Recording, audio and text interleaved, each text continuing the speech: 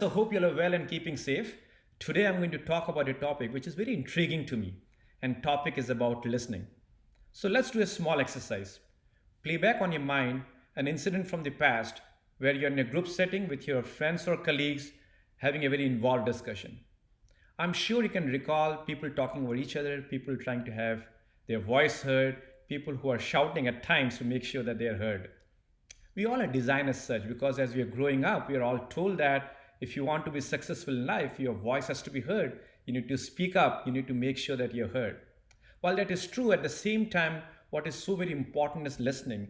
When we listen, we learn a lot of things. We learn about the person, about their feelings, about their thoughts, and we can in turn learn a lot of things in what we need to do in life as well.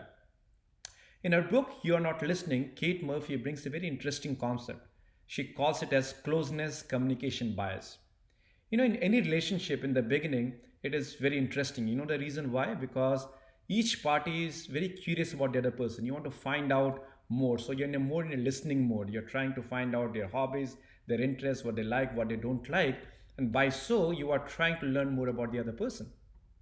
But as the relationship progresses, as the author says, we go into what we call it as closeness, communication bias. In other words, we try to assume things on their behalf. We believe what they're trying to say before even they say it, and we try to play it back. We do things we assuming that we know the person really well and hoping that they will like it. And by doing so, we're not listening to the other person, and the relationship drifts apart. Google actually did a very interesting study. In Google, if you're an employee, you can set aside certain hours to do on a project that interests you the most. What Google did was they did a study of all the projects they have done over the period of time and trying to find out which projects were successful, which were not. And they found that the projects which were successful, there is a common theme across it. And the theme is very simple. In those projects, in the milieu that was set up, every person has an equal voice. They were all contributing. Every person that was in that group, which was successful project, they were talking and they were listened about. Again, listening is a skill. It is not always about you keeping mum listening to the other person, but listening very thoughtfully. Take this as an example. When you're listening, oftentimes you'll see that you're trying to create a response on your mind because you want, as soon as the person is done, you want to give an answer back. By doing so, what happens is you are drifting your mind away from what the person is saying and you're focusing more on your response. And by doing so, you are missing out important point in the aspect. And your response to that will be always mechanical, it will not be emotional. And that's when people drift apart, the meetings drift apart, or there's silence which are imbibed in a situation like this. Response are of two types. One is known as shift response, other one is known as support response. Let me give you an example. Let's say, for example, I'm talking to a friend and I tell the person that, hey, me and my son have recently started what we call it as a COVID-19, let's say helping the COVID-19 affected family back in the poor nation. So I was very excited. I'm trying to share that particular information of what the NGO we are starting, how we are trying to help friend. And let's say the other person, if I'm playing it back, in a shift response, what they will do is they'll try to shift the conversation from me to him or her. For instance, in this case, the person will say, oh yeah, I have started the same thing 2 years back. It was so exciting. And this is what I have done. So what he has done is that instead of listening to me and taking my discussion forward, he or she has taken a discussion towards his or her direction so that his attention can be given. It's very natural, it's not done intentionally at times where people have to practice this and people try to shift the entire discussion towards them.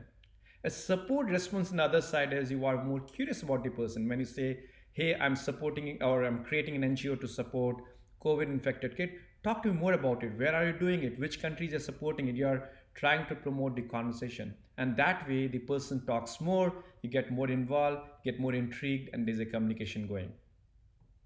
At times in a relationship, or for example, in any setting, when people are not heard, what they do is they try to keep quiet. They are not contributing to the whole fact because they have a preconceived notion that even if I speak, no one is going to listen to me. So their voice is not unheard, but that voice has to go somewhere. It is like all inside you. And how people do it is they try to keep busy themselves. They go away from what they're doing They are going to do things so that they can keep themselves busy because the voice is still there echoing inside their mind. And that's how sometimes things like depression comes into play because they believe no one is hearing them. And even if they find the right person who wants to talk to them, they are inhibiting their speech because they believe that they'll never be heard about. So it's very important that you have to encourage the listening skill. You need to cooperate with people and bring it all together. Also, the last point I want to mention is certain times to listen, but we want to give all the answers to the person. Let's say if a person comes to you, talks to you about his or her trouble, don't try to give them examples of what you have done or how you can fix it. People don't always talk to you because they want a fix to their problem. They want to talk because they just want to get heard. Empathize the situation, listen to them, and acknowledge it. Sometimes you have to simply say, I hear you, or promote the conversation to make sure that the person speaks out. Do not jump to fix the problem, do not jump to give a solution. That is not always what people wants from you. Listening is an art, and this art will only come through practice. You need to make sure that if you want your voice to be heard, you have to be a good listener. And listening has to be a supportive listening. Listening has to promote the communication. Listening is opening bond. Listening is forming relationship. I hope you found it interesting, and if you do so, please do give a like to it. And I hope that you have learned a few lessons just like I did. I also have to work on my listening skills to make sure that I am a good listener going forward. Take care. Bye now.